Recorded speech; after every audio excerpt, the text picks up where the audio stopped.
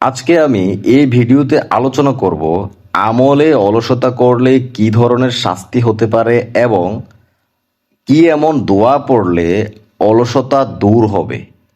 প্রিয় দিনী ভাই ও বোন, অলসতা এমন এক ধ্বংসাত্মক ব্যাধি যা মানুষকে ধীরে ধীরে অশুভ পরিণতির দিকে নিয়ে যায়।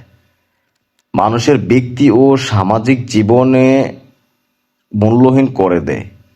প্রাণবন্ত জীবনের সজীবতা ও কর্মময় জীবনের গতিময়কে উদাসীনতার পর্যবসিত করে দেয়। এই জন্যই একজন প্রকৃত মুমিন অলসতাকে মনে প্রাণে ঘৃণা করে, আল্লাহর কাছে এর কবল থেকে বাঁচার জন্য আশ্রয় চায়। তাছাড়া অলসতা সমস্ত কল্যাণ থেকে বঞ্চিত হওয়ার কারণ।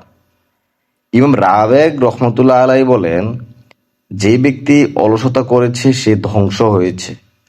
অলস ব্যক্তি মানুষ তো নয়, বরং জীবজন্তুর কাতারেও পড়ে না। সে হলো মৃতদের মতো। যে ব্যক্তি অলসতাকে নিজের অভ্যাসে পরিণত করে এবং অত্যধিক আরাম আয়েশের দিকে ঝুঁকে পড়ে, সে নিজের শান্তি হারিয়ে ফেলে।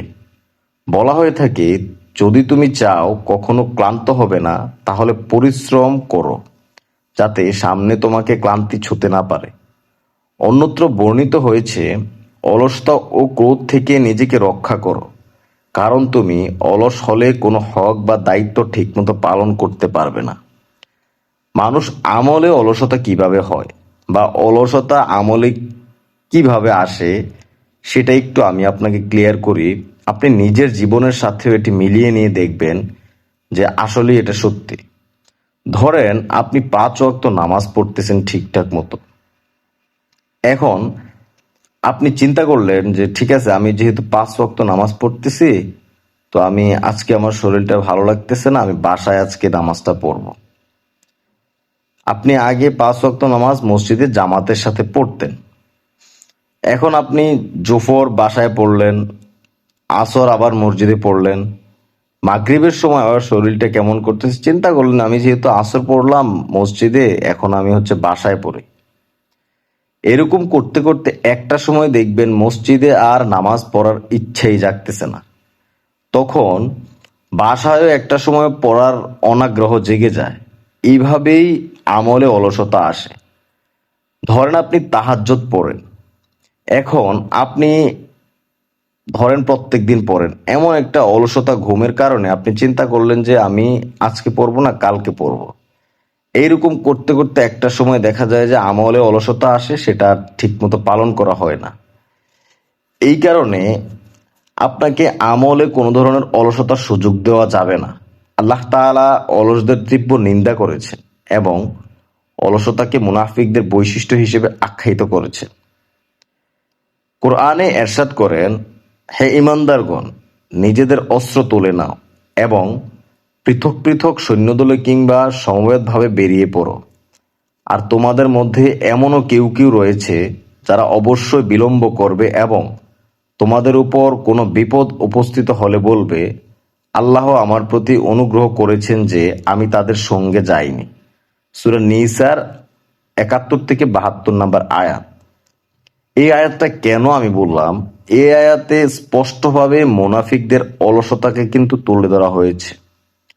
অন্যত্র এরশাদ হয়েছে, আপনি বলুন, তোমরা ইচ্ছায় অর্থ ব্যয় করো বা অনিচ্ছায়, তোমাদের থেকে তা কখনো কবুল হবে না। তোমরা নাফরমানের দল। তাদের অর্থ ব্যয় কবুল না হওয়ার এছাড়া আর কোনো কারণ নেই যে তারা আল্লাহ ও রাসূলের প্রতি অবিশ্বাসী। তারা নামাজে আসে অলসতার সঙ্গে, ব্যয় করে সংকুচিত মনে। সূরা তাওবার 53 থেকে 54 নম্বর আয়াত। আমি কেন এই আয়াতটা পড়লাম? এই আয়াতে আল্লাহ তাআলা মুনাফিকদের নিন্দা করেছেন, কারণ তারা গাফলত ও উদাসীনতার সঙ্গে নামাজে দাঁড়ায়। পক্ষান্তরে মুমিনের অবস্থা তার বিপরীত। মুমিন নামাজে দাঁড়ায় হিম্মত, উদ্যম ও আগ্রহ নিয়ে। ফলে তারা শেষ রাতের ঘুমের আরাম ত্যাগ করে রাতের নামাজে দাঁড়িয়ে যায়, অর্থাৎ তাহাজ্জুদের নামাজে দাঁড়িয়ে যায়। আল্লাহ তাদের প্রশংসা করে বলেন, তাদের পার্শ্ব সজ্জা থেকে আলাদা থাকে। তারা তাদের পালনকর্তাকে ডাকে ভয়ে ও আশায়, এবং আমি তাদের যে রিজিক দিয়েছি তা থেকে ব্যয় করে। সূরা সেজদার আয়াত নাম্বার 16। প্রিয় দিনী ভাই ও বোন, আমি আপনার কাছে বিশেষভাবে অনুরোধ রাখব, আপনি যদি আমার চ্যানেলে নতুন হয়ে থাকেন, এই চ্যানেলটা সাবস্ক্রাইব করে সঙ্গে থাকবেন।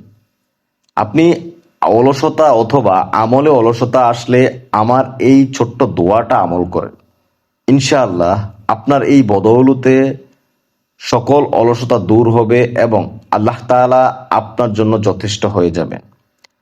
রাসূল সাল্লাল্লাহু আলাইহি ওয়াসাল্লাম বলেছেন, তোমাদের কেউ যখন ঘুমিয়ে পড়ে তখন শয়তান তার ঘাড়ের পদ্মাংদেশে 3টি গিঁট দেয়। প্রতি গিঁটে সে এ বলে চাপড়ায়, তোমার সামনে রয়েছে দীর্ঘ রাত, অতএব তুমি শুয়ে থাকো। তারপর সে যদি জাগ্রত হয়, আল্লাহকে স্মরণ করে একটি গিঁট খুলে যায়। পরে অজু করলে আরো একটি গিঁট খুলে যায়। অতঃপর সালাত আদায় করলে আরো একটি গিঁট খুলে যায়। তখন তার প্রভাত হয় উৎফুল্ল মনে ও অনবিল চিত্তে। অন্যথায় সে সকালে উঠে কুলস কালিমা ও আলস্য সহকারে। বুখারী শরীফের হাদিস নাম্বার 1142। প্রিয় দিনী ভাই ও বোন, আমি আজকে যেই দোয়াটা আপনাকে শিখিয়ে দিব, এই দোয়াটা আপনি আল্লাহ তাআলার কাছে সব সময় করতে পারবেন। নবী করিম সাল্লাল্লাহু আলাইহি ওয়াসাল্লাম অলসতা থেকে মুক্তির জন্য আমাদেরকে এই দোয়াটা শিক্ষা দিয়ে গেছেন। এই দোয়াটার এতই পাওয়ার, এই দোয়াটা প্রসঙ্গে আনাস রাদিয়াল্লাহু বলেন, একদা নবী সাল্লাল্লাহু আলাইহি ওয়াসাল্লামের কাছে এক আনসারী ব্যক্তি এসে ভিক্ষা চাইল। তিনি জিজ্ঞেস করলেন, তোমার ঘরে কি কিছু আছে? সে বলল, একটি কম্বল আছে, যার কিছু অংশ আমরা পরিধান করি এবং কিছু অংশ বিছাই। একটি পাত্রও আছে, তাতে আমরা পানি পান করি। তখন নবী করিম সাল্লাল্লাহু আলাইহি ওয়াসাল্লাম বললেন, সেগুলো আমার কাছে নিয়ে এসো। লোকটি তা নিয়ে এলে রাসূল সাল্লাল্লাহু আলাইহি ওয়াসাল্লাম তা হাতে নিয়ে বললেন, এই দুটি বস্তু কে কিনবে? এক ব্যক্তি বলল, আমি এগুলা 1 দিরহামে নেব। তিনি 2বার অথবা 3বার বলেন, কেউ এর অধিক মূল্য দেবে কি? আরেকজন বলল, আমি 2 দিরহাম দিতে পারি। তিনি ওই ব্যক্তিকে তা প্রদান করে দিরহাম দুটি নিলেন এবং ওই আনসারীকে তা প্রদান করে বললেন, 1 দিরহামে খাবার কিনে পরিবার পরিজনকে দাও এবং আরেক দিরহাম দিয়ে একটি কুঠার কিনে আমার কাছে নিয়ে এসো। লোকটি তাই করল। রাসূল সাল্লাল্লাহু আলাইহি ওয়াসাল্লাম স্বহস্তে তাতে একটি হাতল লাগিয়ে দিয়ে বললেন, যাও তুমি কাঠ কেটে এনে বিক্রি করো। 15 দিন যেন আমি আর তোমাকে না দেখি। লোকটি চলে গিয়ে কাঠ কেটে বিক্রি করতে লাগলো। অতঃপর সে এলো, তখন তার কাছে 10 দিরহাম ছিল। সে এর কিছু অংশ কাপড় এবং কিছু অংশ দিয়ে খাবার কিনল। সুতরাং ইসলামে অলসতাকে কখনো গ্রহণ করার কোনো সুযোগ নেই। সুতরাং আপনাকে পরিশ্রম করতে হবে, অলসতা জিনিসটাকে সুযোগ দেওয়া যাবে না। এবং এই ছোট দোয়াটা সবসময় আমল করে। সেই দোয়াটা কি, আমি সেটা দেখানোতে চলে যাচ্ছি। অলসতা দূর করার দোয়া, অর্থাৎ আপনাদের যাদের কাজে অলসতা অথবা আমলে অলসতা আসে, আপনারা এই দোয়াটা পাঠ করবেন।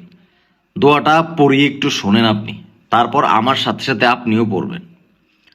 আল্লাহুম্মা ইন্নী আউযু বিকা মিনাল হাম্মি ওয়াল হুজনি ওয়া আউযু বিকা মিনাল আজজি ওয়াল কাসালি ওয়া আউযু বিকা মিনাল জুবনি ওয়াল বুখলি ওয়া আউযু বিকা মিন গলাবাতিদ দাইনি ও কহরির রিজাল।